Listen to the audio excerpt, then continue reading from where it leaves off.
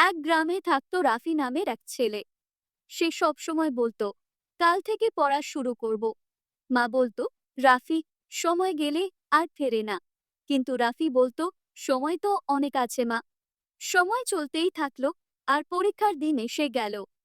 রাফি একটুও প্রস্তুত না।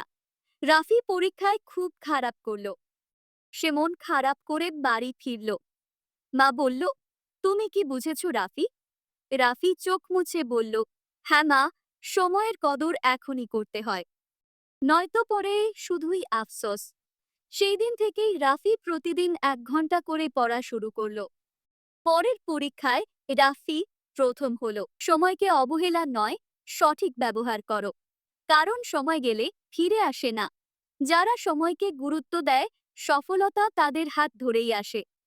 এই গল্প থেকে শিক্ষণীয় বিষয় হলো, কখনো অবহেলা করা ভালো না।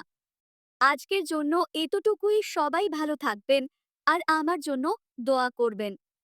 আর আমার ইউটিউবের চ্যানেলে এরকম ভিডিও দরকার পড়লে কমেন্ট করে জানাবেন কেমন ভিডিও তৈরি করব। হয়তো ইসলামিক অথবা শিক্ষণীয় অথবা